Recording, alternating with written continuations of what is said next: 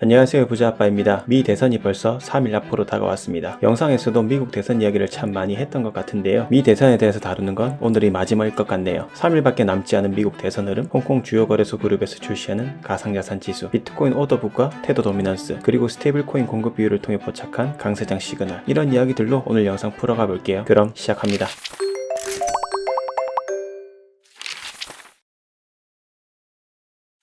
워싱턴 포스트는 대선 특정 후보를 지지하지 않을 것이라고 밝혔습니다. 워싱턴 포스트는 민주당 친화적인 언론사로도 대중들에게 인식이 되어 있는데요. 36년 동안 특정 당에 대해서 일관적인 지지를 해왔었습니다. 바로 민주당이죠. 이 워싱턴 포스트는 완벽하게 민주당을 지지하는 언론사인 것이죠. 1988년 마이클 듀카키스, 1992년부터 1996년 빌 클린턴, 2000년 엘 고어, 2004년 존 케리, 2008년부터 2012년 버락 오바마, 2016년 힐러리 클린턴, 2020년 조 바이든까지 단 한 명도 예외 없이 민주당이죠. 이처럼 민주당 일편단심 민들레인 워싱턴 포스트가 이번에 중립선언을 했다는 건 트럼프가 당선될 가능성을 높이 보고 있어서이지 않을까 싶어요. 그럼 여기서 이런 의문이 들죠. 언론사가 지지하는 후보 쪽으로 기사 내보내고 보도하면 되는 게 아닌가? 그런데 여기에는 사연이 있습니다. 워싱턴 포스트는 2013년에 아마존의 창립자 제프 베조스가 인수를 해서 현재까지 소유주로 있는데요. 이번 중립 노선에 대한 부분은 제프 베조스의 입김이 작용하지 않았나 하고 추측을 해보고 있습니다. 왜냐하면 2016년에 워싱턴 포스트는 트럼프를 엄청나게 공격했었는데요. 당시 기사 본문 내용에 보시면 트럼프가 가장 앙심을 품은 언론은 수도 워싱턴에서 발행되는 유력지 워싱턴 포스트다 라고 되어 있죠. 할 수 있는 모든 걸 동원해서 트럼프를 공격했네요. 그래서 제프 베조스와 트럼프의 사이가 좋지 않았었습니다. 제가 트럼프라도 워싱턴 포스트를 좋아할 수가 없을 것 같아요. 이후에 트럼프가 딱 당선되고 나서 제대로 복수를 한 사건이 있는데 바로 미 국방부의 10년 프로젝트를 마이크로소프트한테 줘버립니다. 그것도 100억 달러 규모의 대규모 프로젝트를 말이죠. 이게 왜 복수냐면요. 2019년 10월 25일 뉴욕타임즈에 게시됐던 당시 보도를 보시면 미국 국방부는 방대한 양의 기밀 데이터를 클라우드로 이전하는 프로젝트를 추진하며 마이크로소프트랑 협력을 결정했다는 것인데요. 이때도 그렇고 지금도 그렇고 사실 클라우드 서비스는 아마존이 전 세계 1위 기업인데 아마존을 놓고 마이크로소프트를 선택했다는 것에 대해 트럼프의 개인 감정이 개입되었다는 비판이 많았었죠. 이후에 아마존이 이 일에 대해서 소송을 걸어 결국 무산되긴 했지만 이 사건을 계기로 제프 베조스는 트럼프를 너무 공격하면 나중에 결국 화살이 돌아온다는 걸 깨닫는 계기가 되었던 것 같아요. 그래서 워싱턴 포스트에 대한 미국 국민들의 여론이 나빠지더라도 이 부분을 감수하면서도 이번에 중립을 고수하고 있는 거죠. 이 같은 태도로 워싱턴 포스트의 총괄 편집자가 사표까지 내던졌지만 사주인 제프 베조스 입장에서는 어쩔 수 없는 선택이지 않았나 싶기도 해요. 2016년 트럼프가 당선되었을 때처럼 같은 상황을 되풀이하고 싶지는 않을 테니까요. 제프 베조스뿐만 아니라 월가의 건물들이 대선을 앞두고 몸을 사리고 있습니다. 특정 후보를 지지했다가 발생할 수 있는 주주 피해를 우려해서라고 하는데요. 워렌 버핏은 본인이 특정 후보를 지지한다고 SNS에서 이야기가 나왔었지만 그것은 사실은 아니고 나는 중립적이다라는 입장을 밝혔습니다. 그러면서 나는 SNS를 할 줄 모른다 라고 말했죠. 마이크로소프트의 빌 게이츠도 690억 원을 해리스 캠페인에 기부를 했지만 나는 기부만 했다며 트럼프를 크게 비판한다거나 공식 석상에서의 발언은 자제하고 있고요. JP 모건의 제이미 다이먼도 카말라 해리스를 비공개로 지지하지만 대중 앞에서는 침묵을 유지하며 트럼프가 당선되었을 때 후폭풍을 맞지 않기 위해 몸을 사리고 있는 것으로 판단됩니다. 이 내용들을 놓고 보면 지금 미국 재계에서는 트럼프가 당선될 가능성을 높이 보고 있다고 추측해 볼 수 있겠죠. 이렇게 되어버리면 세계 1, 2위 재벌이 트럼프를 지지한다고도 볼 수 있을 것 같은데요. 일론 머스크가 트럼프에 올인한 건 이미 다들 아실 거고 제프 베조스도 대놓고 지지를 하진 않지만 거의 40년 가까이 민주당을 일관성 있게 지지해왔던 스탠트에서 중립을 선언했다는 건 다른 의미의 지지라고도 생각해 볼 수 있을 것 같네요. 2024년 대선 최종 판세 예측이 공개되었습니다. 이 데이터는 수많은 여론조사 기관들 중 가장 정확하다는 아틀라스 인텔의 선거인단 지지율 지도인데요. 이 지도로 보면 트럼프와 공화당이 완전히 이기는 것으로 되어 있죠. 미국의 선거 시스템은 독특해서 국민 투표에서 이겨도 선거인단 투표에서 지면 당선이 안 되는데 2016년에 그랬죠. 힐러리 클린턴이 분명 유권자 투표에서 앞섰는데 선거인단 투표에서 트럼프에 지면서 트럼프가 당선되었잖아요. 그것처럼 지금 이 지도에서는 공화당이 이기고 있으니까 이제 3일밖에 남지 않은 트럼프가 이길 수도 있겠다는 희망이 드는 것 같습니다. 물론 변수는 존재할 수 있겠지만 며칠 남지 않은 대선 결과는 까봐야 알 수 있는 거고 이왕 이렇게 된 거 트럼프가 당선되어서 비트가 연말 100K를 넘어갈 수 있으면 좋겠습니다. 그동안 트럼프가 이번 대선을 치르면서 공식 석상에서 한 발언들을 보면 7월에 있었던 비트코인 컨퍼런스에서 자기가 당선이 되면 비트코인을 전략적 준비 자산으로 만든다고 약속했었고 저때 당시 현 SEC 수장인 게리 겐슬러를 해고한다고 발언해 엄청난 환호를 받기도 했죠. 이 이후에 NRC바에서 비트코인 퍼그를 구매하기도 하는 등 계속해서 비트코인과 암호화폐에 대해서 일관성 있는 모습을 보여주고 있는 만큼 당선된다면 얼마나 공약을 제대로 이행할지는 모르겠으나 적어도 과거와는 분명 다를 것이라는 생각이 듭니다. 제 바람이기도 하고요. 또한 홍콩 주요 거래소 그룹에서 가상자산 지수 시리즈를 출시한다고 하는데요. 주요 글로벌 거래소 그룹인 HKEX는 아시아 시간대에 비트코인과 이더리움 가격을 책정하는 투명하고 신뢰할 수 있는 벤치마크를 제공할 것으로 기대된다고 하죠. 일반 투자자분들은 잘 모르실 수 있겠지만 이미 2021년 2월에 나스닥은 나스닥 크립토 인덱스라는 암호화폐 지수를 출시했었습니다. 비트코인이 세상에 등장한 지 12년 만에 지수가 형성된 거죠. 이 속도는 굉장히 빠른 거라고 볼 수 있는데요. 왜냐면 다우존스 산업지수가 형성되기까지 100년, S&P 지수는 160년이 지나서 형성된 것에서 알 수 있듯 지수가 형성되려면 최소 수십 년이 걸려야 가능한데 불과 12년 만에 지수가 형성되었다는 건 의미가 다르다고 볼 수 있겠죠. 물론 그동안 데이터 축적과 현대 기술의 발달로 더 빠른 것도 한몫했겠지만요. 다들 아시겠지만 혹시나 모르는 분들이 계실 수 있어서 이 지수의 개념에 대해 간단히 설명드리고 넘어가 볼게요. 나스닥 지수, 코스피 지수, S&P 500 지수 등 지수란 이야기는 많이 들어보셨을 겁니다. 시장 지수는 해당 시장의 전반적인 성과를 나타내는 척도로 사용이 되는데요. 예를 들어 시장에 5개의 과일 가게가 있고 각 가게마다 사과 가격이 다를 때 이 가격들을 모아서 우리 동네 사과 지수를 만들었다고 가정하면 가게마다 가격이 다르니까 5개 가게의 평균 가격을 내서 지수로 삼는 거예요. 이렇게 하면 동네 평균 사과 가격을 알 수 있어서 사과 가격이 오르내릴 때 얼마나 변하는지를 대략적인 지수로 알 수 있는 거죠. 그런데 암호화폐는 종목들이 수천 수만 개가 되는데 몇 가지 종목만 보고 전체적인 흐름을 알기가 어렵죠. 물론 비트코인을 보고 지수처럼 판단하긴 하지만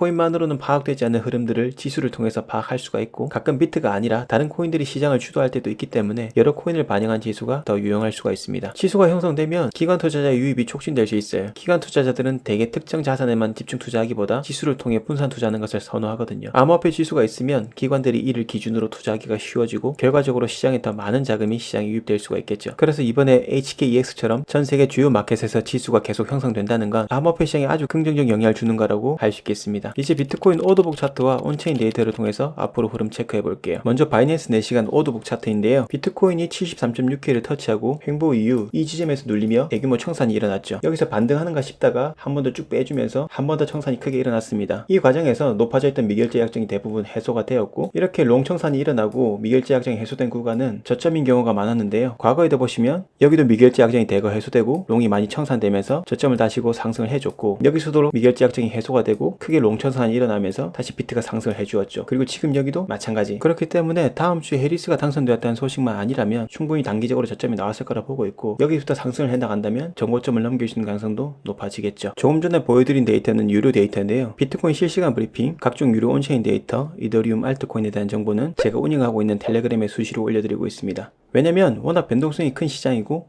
영상만으로는 빠르게 움직이는 시장에 대응하기 어렵기 때문에 즉각적으로 정보를 받을 수 있는 텔레그램은 굉장히 유용하게 쓰일 수 있죠. 그리고 입장하지 않으시더라도 구독, 좋아요는 한 번씩 부탁드립니다. 다시 계속 이야기 이어나가 볼게요. 보신 차트는 테더 도미넌스 차트입니다. 암호화폐 시장에서 테더의 점유율을 알 수 있는 차트죠. 테더 도미넌스가 상승하면 비트코인이나 암호화폐가 하락을 하고 테더 도미넌스가 하락을 하면 비트나 암호화폐가 상승하는 경향을 보이는데요. 이런 식으로 테더 도미넌스가 상승하는 건 비트코인이나 암호화폐를 매도해서 현금화시키고 있는 걸로 해석할 수 있고 이렇게 내려가는 반대의 경우는 비트코인 암호화폐를 매수하고 있다는 이야기가 되는 거죠. 그런데 여기 보시면 3월 달부터 8개월 동안 계속 이 자리에서 지지를 받아주다가 여기서 강하게 이탈을 해주면서 비트코인이 73K를 돌파했죠. 지금은 이 채널을 리테스트하고 있다고 저는 보고 있는데요. 여기서부터 다시 내려와 이 구간을 하방 돌파해주면 비트는 드디어 신고점을 갱신할 수 있을 거라고 보고 있습니다. 장기적인 추세를 보는데 직관적인 SM의 이동 평균선을 통해 보는 비트코인 흐름에서도 이번에 골든크로스가 발생했습니다. 과거에도 보시면 이 SM의 이동 평균이 골든크로스가 났을 때 오랜 시간 상승장을 유지해줬고 이 조정 기간 동안 데드크로스가 나면서 잠시 하회해줬지만 다시 골든크로스가 발생했을 때 앞 고점을 넘기는 상승이 나와주었습니다. 2023년 이후에도 두 번의 골든크로스가 있었는데 이때와 이때죠. 골든크로스 이후에 우상향 해주었고 잠시 소강 상태가 있었지만 다시 뚫어줬을 때 비트코인은 올타임 하이 신고점을 갱신해주었습니다. 이번에도 비트코인이 오랜 시간 횡보하는 동안 이때 잠깐 데드크로스가 났지만 이 시간 이후에 다시 골든크로스가 여기서 형성이 되었죠. 그렇기 때문에 과거의 사례를 보았을 때처럼 저는 이제부터 다시 상승 랠리가 펼쳐질 수 있을 것으로 생각하고 있습니다. 스테이블 코인의 공급 비율 오실레이터에서 높은 수요가 나타나는 정황이 포착되었는데요. 스테이블 코인 공급 비율 오실레이터 SSRO는 비트코인의 시가총액 대비 USDT, USDC 포함 여러 스테이블 코인의 시가총액 비율을 기반으로 합니다. 이 데이터를 통해서 스테이블 코인을 활용해 비트코인을 매수하는 수요를 추정할 수 있는데요. 2022년 11월 바닥을 친 이후 90일과 200일 오실레이터는 2024년 3분기 동안 이때와 유사한 움직임을 기록했죠. 그러다 10월부터 다시 상승 추세를 보여주면서 비트코인 73K를 넘겨주었고 다시 신고점을 갱신할 가능성을 염두에 두고 있습니다. 여기 보시면 SSRO 90일 이동 평균선이 2포인트를 넘었죠. 만약 이런 수요가 지속되고 11월 초에 발표되는 거시경제나 미 대선 결과가 긍정적이라면 이 3포인트를 돌파할 가능성이 있는데 이 3포인트를 넘는 거는 과거 강세장에서 딱 3번만 발생했던 시그널입니다. 그럼 이 3포인트를 넘어가게 되면 우리가 바람하지 않던 대규모 상승이 올 가능성이 높다고 볼 수 있겠죠. 그래서 다음 주가 굉장히 중요할 수 있겠습니다. 오늘 영상 요약하겠습니다. 36년 동안 민주당을 지지했던 워싱턴 포스트가 중립선언을 하면서 트럼프의 당선 가능성이 높아지고 있다고 추측해 볼 수 있을 것 같습니다. 워렌 버핏, 빌 게이츠, JP 모건의 제이미 다이먼도 몸을 사리면서 트럼프가 당선될 수도 있을 것 같다는 기대를 하게 되는 것 같네요. 홍콩 주요 거래소 그룹에서 가상지수 시리즈를 출시했습니다. 전 세계 주요 금융허브에서 가상자산 지수가 출시된다는 건 더 많은 기관들이 시장에 들어올 수 있도록 하는 계기를 만들어주게 됩니다. 오더북 차트와 테더 도미넌스 차트에서 단기 저점이 나온 것으로 볼 수 있고 SMA 2편과 스테이블코인 공급 비율 오실레이터에서 대상승장 시그널이 확인된 만큼 대선 이후 비트코인이 조정받는 움직임이 나온다고 하더라도 연말의 시장은 상당히 긍정적일 것 같습니다. 워렌 버핏의 어록 중에 이런 말이 있습니다. 투자자에게 가장 중요한 차질은 지성이 아니라 기질이다. 즉 기술적인 부분이나 지식보다는 감정적인 요인이 얼마나 투자에 큰 영향을 주는지에 대해서 강조하는 말인 것 같습니다. 공포나 탐욕을 얼마나 잘 다스리느냐에 따라서 수익에 큰 차이가 있는 것으로 가까운 주변을 보더라도 알 수 있는 부분인 것 같은데요. 시작된 불장, 감정을 잘 다스리셔서 큰 수익 내시는 구독자님들 되셨으면 좋겠습니다. 감사합니다.